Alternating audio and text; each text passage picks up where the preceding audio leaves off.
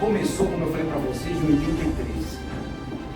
E ele me ofereceu um livro chamado A Paixão de Cristo segundo o cirurgião, do Dr. Pierre Barbet, e foi um dos grandes conhecedores do início dos estudos sintônicos, como nós chamamos. A partir daí, eu comecei a estudar e não parei mais. Então, São Francisco, essa é uma imagem do sudário, que a primeira vez que eu tive contato com a imagem do sudário, uma cópia, foi isso daqui no porão do convento de São Francisco, aqui no centro de São Paulo, e a partir daí não parei mais. Então eu acho que isso é muito importante para eu falar para vocês, para que a gente possa falar, porque todas as pessoas me perguntam, mas por que o sudário? Por que você se interessa por isso? E a ideia começou aqui, e não parei mais.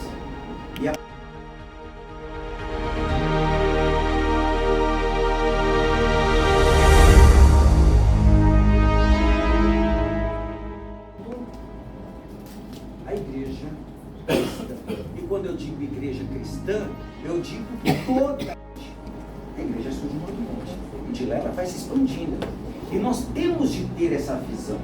E isso que eu tento mostrar de modo especial no segundo volume, ok? Outra coisa que eu quero comentar para vocês, o porquê também dessa obra. O assunto sudário, para mim, que já li muitas obras sobre o sudário, já se exauriu. O sudário é isso, aconteceu isso, tem isso. É sempre a mesma coisa. Não adianta, eu fiquei pensando, não adianta eu escrever mais do mesmo. Eu tenho que mostrar aquilo que as pessoas normalmente não mostram e não se atêm. Como, por exemplo, no volume 1, eu vou falar de uma coisa que as pessoas nunca imaginariam. Qual é o processo de tecelagem do linho? Como o linho é tecido? O linho realmente tem esse poder de permanecer durante muitos anos?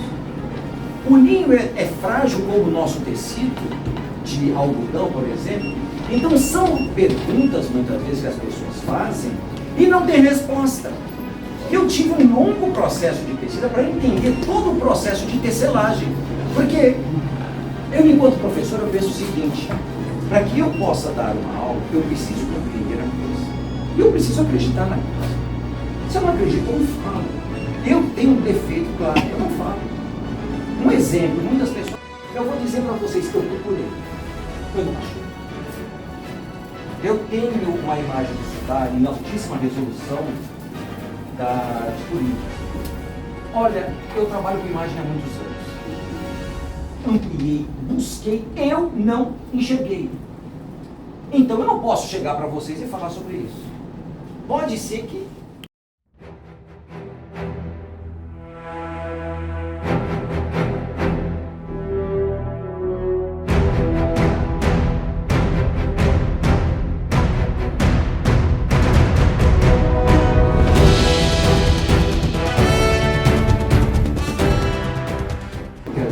O sudário é verdadeiro, o sudário é falso. Quem vai saber é cada um. Eu acredito no sudário como verdadeiro. Para mim é impossível alguém ter feito aquela obra no período... vamos dizer que o carbono 14 de 88 esteja certo. E tenha sido colocado no século XIII. É impossível um homem do século XIII, um homem do século XII, um homem do século XIV ter feito aquela obra. Entendam uma coisa: cada um de nós somos pessoas da sua época. Nós temos limitações temporais. Nós temos isso, nós temos limitações. Aspecto do sudário. Agora, hoje, ele não está mais assim. Agora ele está assim. Bom, deixa eu passar para vocês as medidas. 4,36 metros por 1,10. Ok? Então o sudário hoje ele está assim. Vocês vão ver que tem uma diferença muito grande. Bom, antes disso, provavelmente o sudário aconteceu isso. O homem foi colocado sobre o pano. Isso é plausível, Jack? É. Até hoje os judeus são enterrados assim.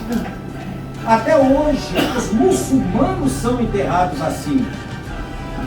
O judeu, de modo especial, ele é enterrado assim, enrolado com roupas extremamente simples de linho e é colocado no chão. O judeu, por exemplo, nunca é cremado. A cremação não pode acontecer com o judeu. Então ele tem que estar na terra. Então até hoje esse tipo de sepultamento existe. Então quando você fala, nossa, um plano tão grande, sim.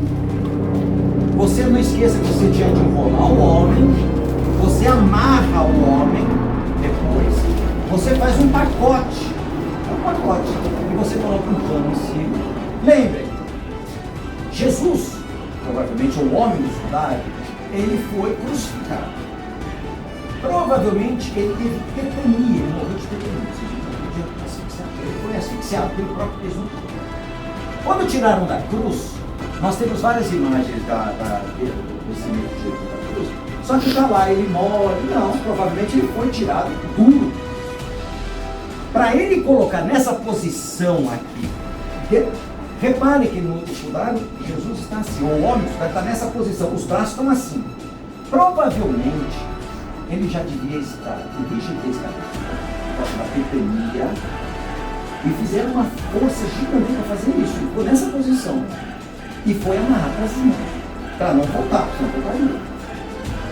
Então ele está assim, as pernas, a perna estava assim, para cima.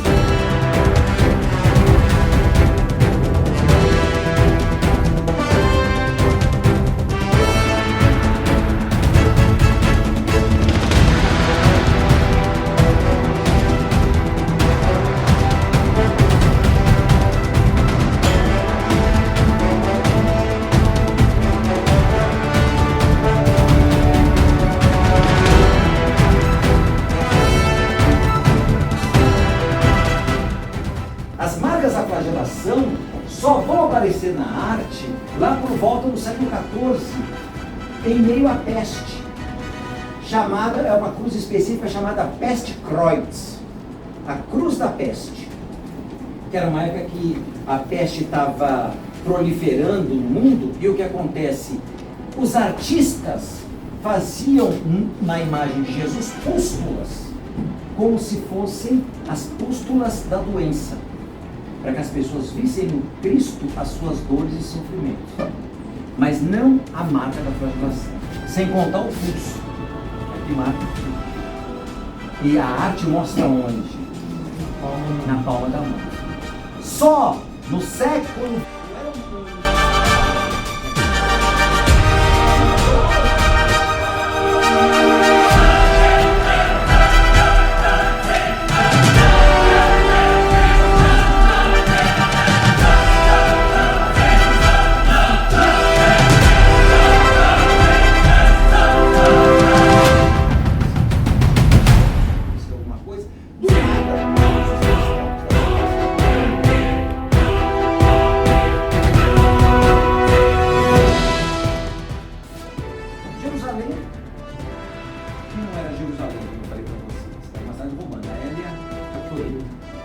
Alexandria vai ter uma importância muito grande. Além de Alexandria, nós vamos ter uma outra cidade na região aqui da cidade chamada História. É muito importante nós sabermos que aquilo que nós chamamos de história não necessariamente é aquilo que as pessoas chamavam muito tempo atrás de história com a cabeça. Por quê? Eram acontecimentos, havia algum resquício de verdade. Isso foi modificando o tempo e acaba criando áreas de fábula, áreas de mito. É uma das questões que nós vamos abordar, que é a questão da carta de Abigar a Jesus. Esse Abigar morava aqui, era um rei de Edessa.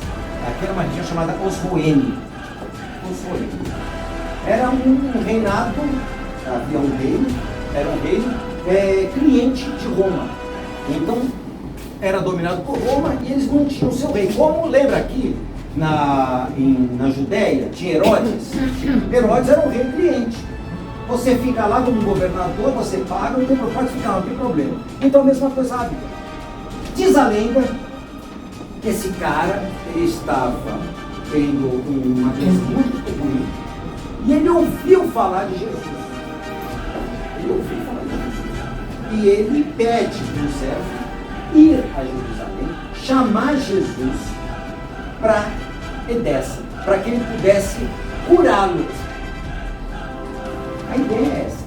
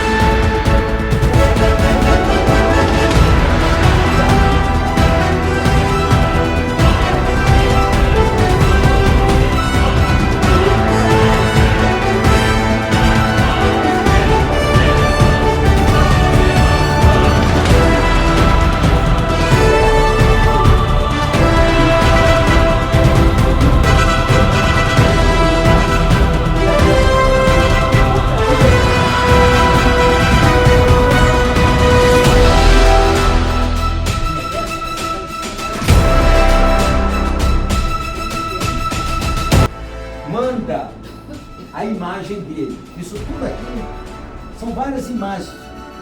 Bom, aí nós vamos ter, antes de mais nada, quero mostrar uma coisinha aqui para vocês. Então nós vamos ter essas imagens sendo criadas. Só que aí eu tenho que voltar um pouquinho antes. Prestem atenção. No início do cristianismo, não esqueça, Jesus, ele estava inserido dentro de uma cultura o quê? Helênica, romana, voltada para as imagens. Tudo é imagem. Tudo é imagem. Os primeiros cristãos, o que eles fazem? Eles começam a fazer o quê? Imagens de Jesus. Só que como era Jesus? Olha, isso já no século IV. Não tinha barba.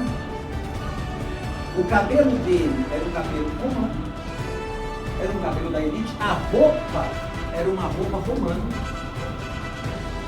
E essa imagem, esse tipo imagético continua. Esse tipo imagético continua. Olhem aí, ó. Jesus ressuscitando Lázaro. A mesma coisa. Roupas romanas, imberbe. Ó, século IV também. Porque muitas pessoas falam, pô, mas a igreja católica adora imagem. Lembrem, essa tradição existe desde o início do cristianismo. O cristianismo buscou isso. Ó, Jesus sem barba, olha a mesma coisa. A cura da hemorroísa, ó, a mesma coisa, sempre a mesma coisa.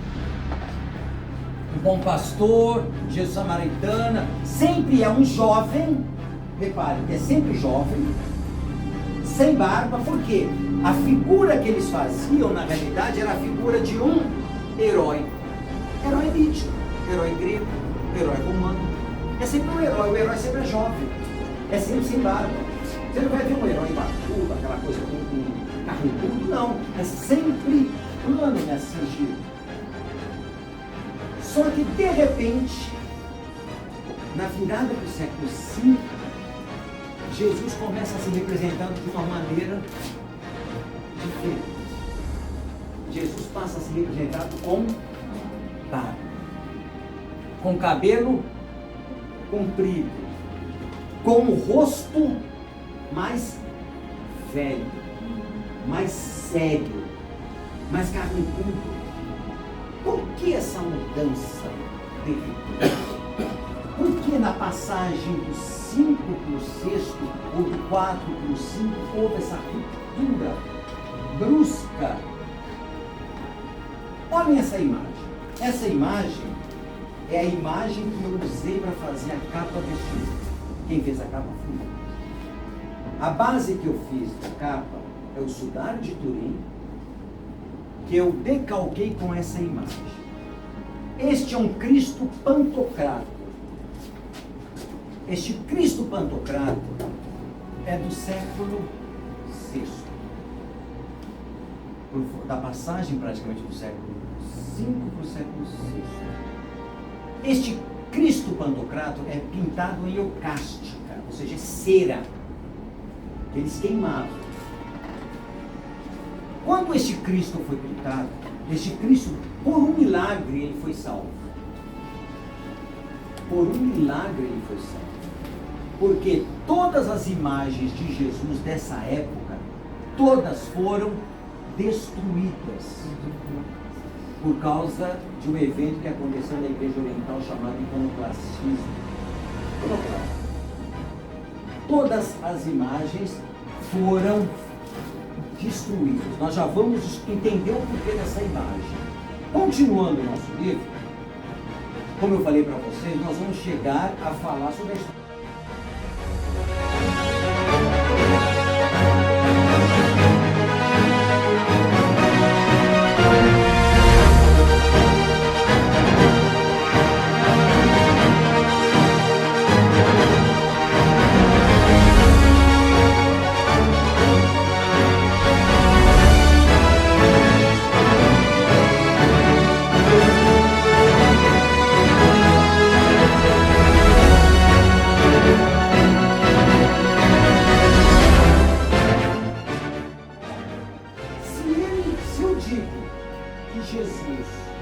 É um homem de Deus, mas é um homem emprestado, a cruz não serviu para nada. Então há um problema teológico extremamente grave aí. Ok? Então aí também surge um problema. A partir daqui, nós temos a igreja oficial separa as duas naturezas. Jesus, ele possui, segundo o cristianismo, duas naturezas. A divina e a humana, que são juntas, inseparadas. E aqui, algumas pessoas começam a acreditar isso. Ele fala o seguinte: não, Jesus ou foi só homem, ou Jesus só foi Deus, e aí começou um grupo total aqui. Neste concílio, aceita-se que o Espírito Santo era divino, tanto quanto o Pai e o Filho. É aqui que nós encerramos o que? O credo. Então o credo de Constantinopla encerra, mostrando o quê? Que Deus Pai, Deus Filho, Deus Espírito Santo é o mesmo Deus. Todos são da mesma essência. Todos são um Deus, mas em três pessoas diferentes. Isso encerra aqui. A partir de Constantinopla, nós tivemos mais um que para mim é importante aqui, que é o de Éfeso, de 431. Aqui surge o que? O nestorianismo.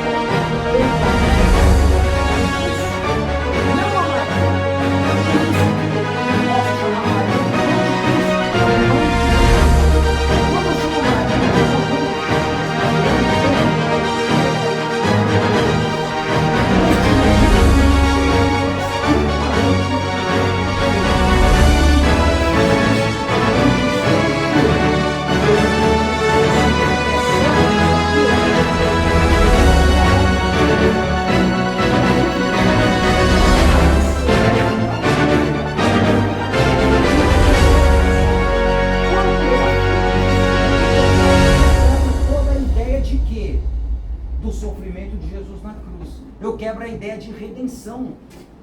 Então eu não posso simplesmente dizer que ela gerou apenas o homem Jesus. Porque se eu digo isso, o que eu faço? Eu quebro a ideia da